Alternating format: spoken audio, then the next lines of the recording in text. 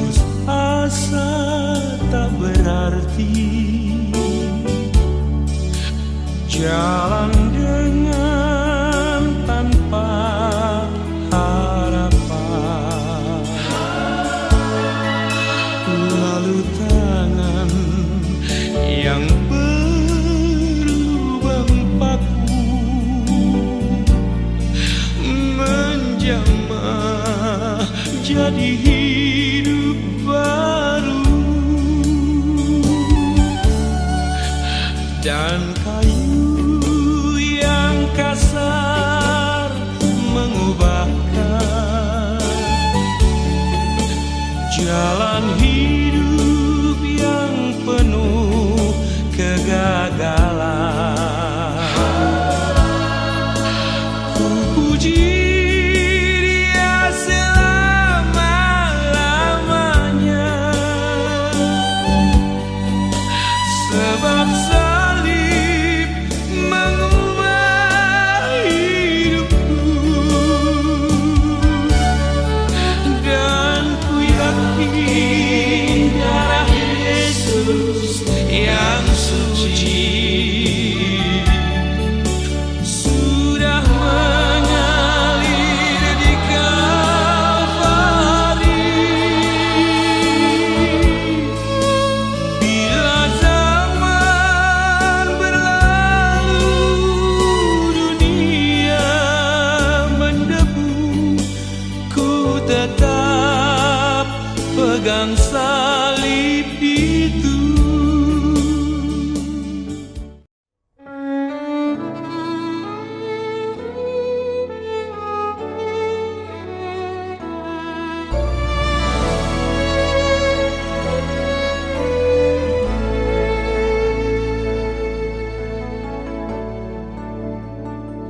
Apa yang dapat memisahkanku dari kasih-Mu, Tuhan sahabatku? Kelaparankah, ketelanjangankah? Tak satu pun, tak satu pun. Apa yang dapat memisahkanku dari kasih-Mu, Tuhan sahabatku? Aniayakah, penderitaankah? Tak satu pun, tak satu pun. Tiada satu pun seperti Kau, Yesus. Kau sahabat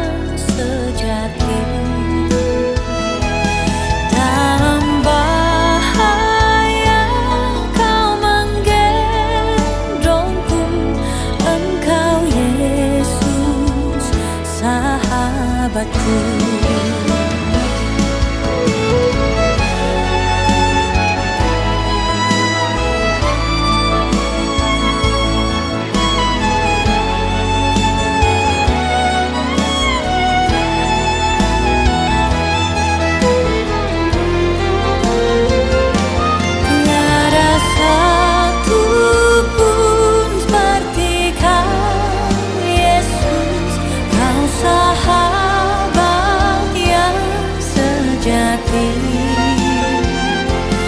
Dalam bahaya kau menggendongku, Engkau Yesus sahabatku. Engkau Yesus sahabatku.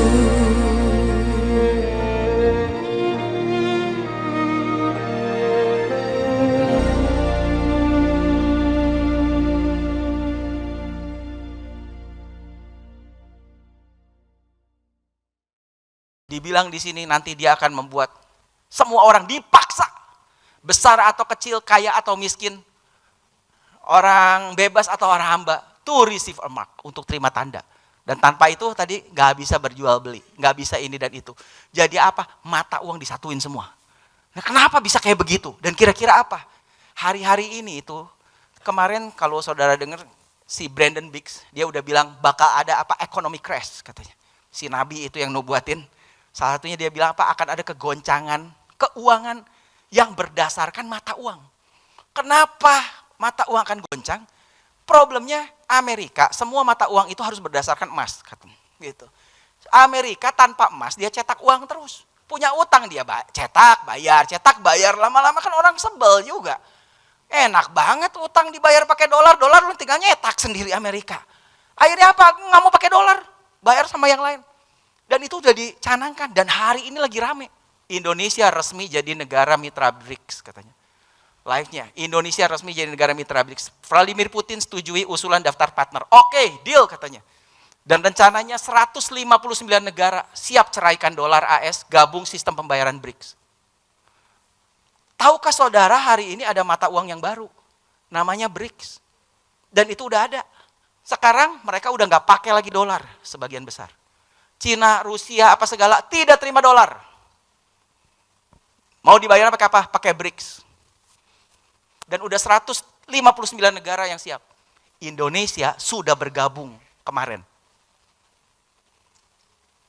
Gabung. BRICS sebenarnya itu singkatan dari negara Brasil, Rusia, India, China, South Africa. Sebetulnya itu yang penggagas utamanya, BRICS. Tapi kemudian begitu ini muncul, semua bilang saya juga mau ikutan deh. Saya ikutan juga lah, saya mengadopsi juga. Nggak mau lagi pakai dolar semua. Saya juga, bayangin 159, Indonesia udah termasuk. Dan dikasih tahu ini katanya, kita mah baik. Kenapa nggak kayak Amerika main cetak duit seenaknya? Kenapa? Ini presiden banknya nih, si Dilma Rousseff.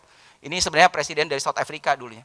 Dia bilang apa? Kita nge-backup 40% pakai uang, gold, dan 60%-nya itu pakai local currency. Local currency. Jadi kayak rupiah nanti mau jadi BRICS, nah setor dolar 40%, kemudian dari kurs mata uang si negara itu. Perhitungannya kurang lebih begitu. Jadi apa? Currency lagi perang sekarang. Kenapa? Makanya akan crash. Bingung semua. Uang, aduh kacau. Dan menurut saya nih, di tengah kekacauan itu, kemudian Presiden Trump nggak tinggal diam dong. Dia belum naik aja nih. Kalau dia tahu ini semua nggak mau pakai dolar, gimana caranya? Dan Illuminati juga udah tahu nih. Kenapa? Ada musuhnya juga. Cina, Rusia. Karena apa? Cina, Rusia tidak di bawah dari Rothschild dan teman-temannya, dan Freemason dan Illuminati. Makanya ini gimana nih, mesti tandingan. Nah, itulah muncul cryptocurrency. Yang dulu orang, apa sih Bitcoin? Kalau saudara tahu hari ini, Bitcoin gila-gilaan. Dulu ilegal, banyak yang ilegal. Hanya beberapa negara yang melegalkan. Begitu Trump naik, langsung, Bitcoin itu apa? Nah, saya cerita sedikit Bitcoin jadinya. Kenapa? Emas nggak disetor, bisa cetak duit. Jadi duit bisa seenaknya. Ada berapa dolar Amerika yang beredar? Nggak ada yang tahu, bahkan Amerika sendiri nggak tahu katanya. Berapa juta dolar, berapa triliun dolar yang beredar, nggak ada yang tahu. Karena bingung, pokoknya cetak aja terus. Jadi kan seenaknya dong. Terus nyetak diam-diam juga nggak ketahuan. Makanya orang nggak mau dibayar pakai dolar. Kemudian si Illuminati pikir, Kita bikin mata uang digital. Kalau digital berarti bisa ditelusuri, bisa didata. Makanya dia bikin apa? Cryptocurrency. Mata uang kripto. Dibikinlah Bitcoin 21 juta doang di seluruh dunia. Cuman ada 21 juta Bitcoin yang beredar dan tidak bisa bertambah. Dan itu jadi sesuatu yang menarik. Karena apa? Kita pegang dolar, orang nyetak terus, jatuh dong harga dolar. Makanya crash. Sedangkan Bitcoin 21 juta nggak bisa nambah di seluruh dunia. Orang yang punya udah tahu nggak akan bertambah nih. Berarti kalau orang mau beli, cari orang yang mau jual. Dia yang mau jual pasti lebih mahal dong. Setelah itu dia jual lebih mahal, ada yang mau beli lagi ya ditawarin lebih mahal lagi kan. Akhirnya apa? Naik karena nggak bisa bertambah. Itulah strateginya.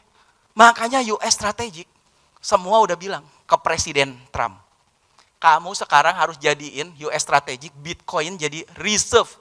Could look like under Trump presidency. Jadi dibilang apa? Sekarang negara beli Bitcoin katanya. Karena apa? Tidak bisa bertambah. Emas masih bisa nambah kan? Karena ditambang. Bitcoin udah habis 21 juta doang. Jadi apa? Negara beli Bitcoin katanya. Dan sekarang banyak negara mulai beli Bitcoin itu. Beberapa negara tuh. Bitcoin held by government. Makanya gila-gilaan harganya. Di sini dibilang countries are already buying Bitcoin. I have a good friend in the Middle East katanya who has never told me that he has never seen this. Leaders, ini yang bagian bawah aja. How could the rest of the world remain idle if the US government create a strategic reserve of Bitcoin? Gimana dunia, sisa daripada dunia bakal diam aja. Kalau lihat Amerika, negara, beli Bitcoin, pasti orang bakal kegilaan. Dan begitu Trump naik jadi, maksudnya dipastikan dia jadi presiden, harga Bitcoin terbang. Ini awal tahun 2023, itu saya bilang Friday, itu Jumat, tanggal 30 bulan 12, jadi di akhir penutupan tahun 2022, jadi awal 2023, harga Bitcoin masih 250 juta. 2023, ini 2024 hampir 2 tahun nih. Dalam 2 tahun ini per hari ini tadi saya cek itu udah 1,5 M. 1 Bitcoin. Padahal pertama Bitcoin ditawarkan kurang lebih 16 tahun yang lalu, orang pertama kali ditransaksiin, orang beli pizza 300.000 Bitcoin. Beli pizza. Sekarang 1 miliar setengah. Karena nggak bisa bertambah. Dan semua tetap borong. Gila-gilaan. Jadi gimana dong? Boleh beli Bitcoin? Boleh, saya kasih tahu nih makanya. Kenapa? Trump belum jadi presiden. Sekali Trump jadi presiden, dia bakal borong Bitcoin katanya. Sekarang kan Biden, Partai Demokrat anti dengan Bitcoin. Makanya dia nggak mau. Tapi ini semua udah bilang, nanti ya kalau kamu jadi presiden, beli langsung. Karena satu-satunya yang bisa dipegang ini adalah seperti emas kedua. Karena nggak bisa bertambah. Jadi yang datang hari ini saya kasih bocoran sedikit. Tapi kalau Bitcoin turun jangan nyalain saya. Cuma saya kasih tahu aja. Gini, makanya di Alkitab ada, tapi saya nggak munculin lah ayatnya.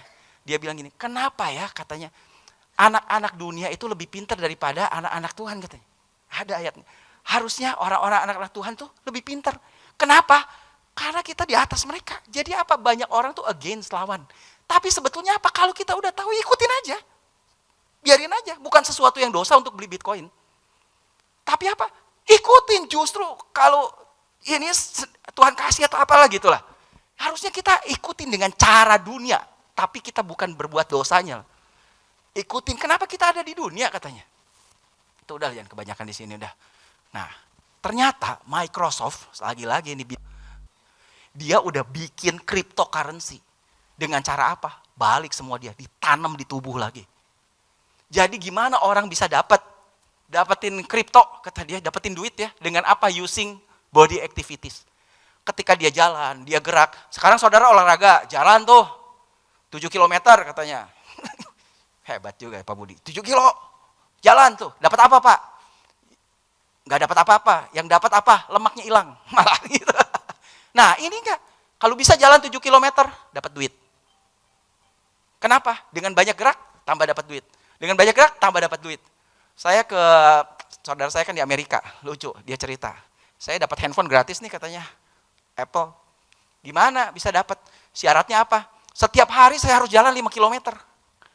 Jadi kalau dalam sebulan dia bisa jalan 5 kilometer terus gitu, dikasih itu handphonenya buat dia. Tapi kalau dalam 1 hari dia gagal, didenda $100 per hari. Jadi pinter perusahaan, supaya orangnya sehat, disuruh jalan. Setelah itu apa? Dikasih. Nah jadi ini juga idenya begitu. Jadi dia bilang apa? Kalau kamu jalan saya kasih duit. Dengan kamu gerak, itu nanti masuk digital currency. Karena apa? Nah kalau mau, caranya gimana? Pasang dulu chipnya supaya tahu bahwa kamu jalan apa enggak. Lah iya kan? Gila ya. Jadi apa? Nanti kamu jalan tak kasih duit. Tapi caranya gimana? Ikut dulu nih, pasang tato. Kamu dapat uang. Itulah cara yang macam-macam. Tadi di Kenya dibilang gitu, kita drop anak-anak di ini, nanti kamu jadi bisa kontrol segala macam. Ini juga kayak begitu. Nah, tentang yang kayak begini, dia udah patenkan ini. Makanya new cryptocurrency system using body activity data. Pakai data dari aktivitas badan. Itu kamu dapat Bitcoin katanya. Dan dia udah daftarin cryptocurrency system using itu. Ini ada ceritanya gimana caranya kau bisa dapat. Kalau gerak, kalau gini apa segala, ya saudara baca aja lah gitu. Bisa tahu. Tapi yang menarik adalah dia patenkan ini. Ini paten itu yang sebelah kiri ini saya perbesar. Publication number-nya dia daftarin ini tahun 2020. Dengan nomor WO 2020 060606. Berarti 666. Nomor patennya. Dia tawarin. Dia daftarin ini. Wow. Publikasinya itu tanggal 26 bulan 3 tahun 2020. Kalau dilihat itu kapan terjadinya? Pas pandemi bulan 3. Dia patenin. Jadi apa? Dia memang udah ngerancang sebetulnya. Tapi apa? Puji Tuhan gagal. Karena apa? Masih ada anak-anak Tuhan yang mungkin berdoa. Dan belum waktunya antikris itu muncul. Masih gagal. Tapi semuanya udah dirancang gila-gilaan tuh. Gila-gilaan. Itu pakai kayak gitu semua ditanam di tubuh. Dapat uang katanya. Cryptocurrency. Ya penutup. Jadi apa? Semuanya ini kukatakan kepadamu supaya kamu beroleh damai sejahtera dalam aku. Sekali lagi saya berharap saudara bukan takut. Tapi saya bukain strateginya. Jangan jadi burung unta. Burung unta apa? Begitu takut, dia celupin kepalanya ke tanah. Aku nggak lihat, nggak apa-apa. Padahal musuh lagi datang, dia cemplungin. Kalau nggak dilihat, nggak takut katanya. Menurut saya itu bodoh, betul nggak? Bukan berarti kalau kita nggak tahu itu nggak ada. Kalau saya orangnya saya pengen tahu, makanya saya mau kasih tahu nih. Jangan jadi orang Kristen yang pokoknya ngapain saya diam, udah nggak perlu tahu lah. Masa bodoh lah pokoknya nanti kita selamat itu. Ya silakan. Tapi kalau saya bukan orang begitu. Saya pengen tahu supaya bisa prepare semua. Kalau ada masalah hadapi aja. Dan Yesus juga bilang begitu. Makanya dia bilang semuanya ini kukatakan kepadamu. Kalau baca di atasnya itu semua masalah. Saudara boleh cek tuh Yohanes 16. Tentang penganiayaan, tentang ini, tentang itu, tentang ini, tentang itu. Cuma saya nggak kutip terlalu panjang. Dan semuanya ini kukatakan kepadamu supaya kamu beroleh damai sejahtera dalam aku. Justru kita bisa dapat damai sejahtera karena kita tahu punya Yesus. Dalam dunia kamu menderita penganiayaan, masalah. Tetapi kuatkanlah hatimu. Kenapa? Aku telah mengalahkan dunia. Saya udah bilang semuanya ini gak usah takut. Aduh aku udah divaksin itu Pfizer gimana saya bilang tadi. Gak usah takut. Darah Yesus lebih berkuasa. Ya karena saudara gak tahu. Kalau saya tahu, saya gak mau. Itu pun nyaris, ternyata ditolong Tuhan juga. Gitu.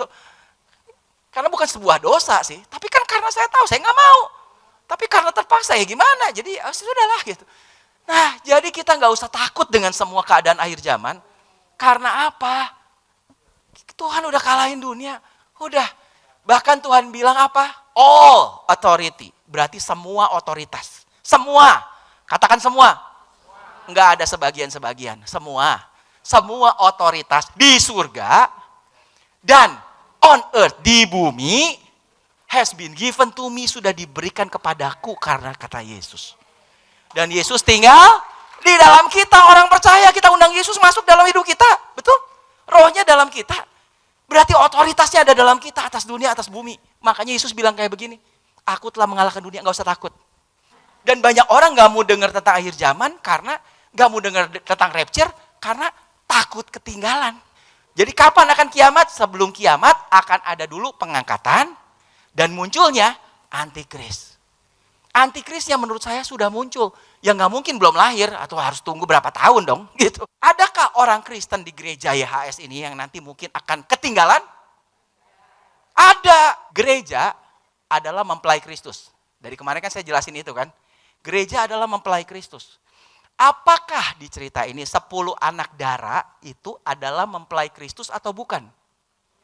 Kristus datang, dia akan menikah dengan 10 anak dara. Itu namanya poligami.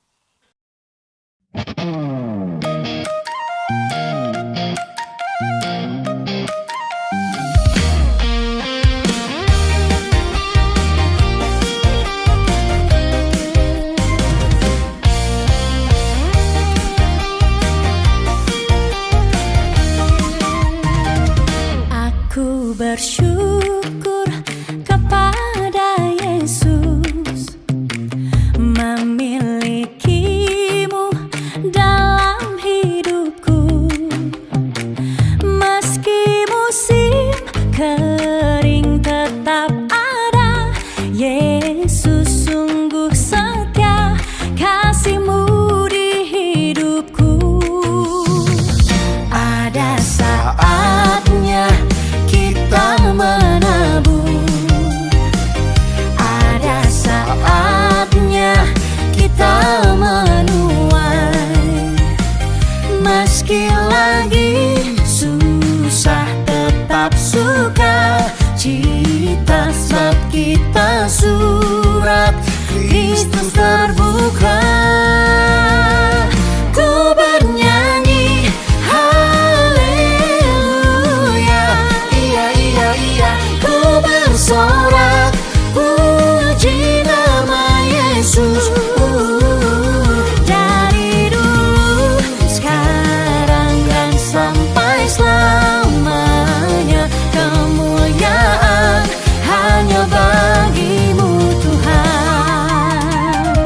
Aku bersyukur kepada Yesus memilikimu dalam hidupku. Meski musim kering tetap ada, Yesus sungguh setia, kasih-Mu di hidupku. Ada saatnya kita menabur, ada saatnya kita menuai. Meski lagi susah tetap suka cita, sebab kita surat Kristus terbuka.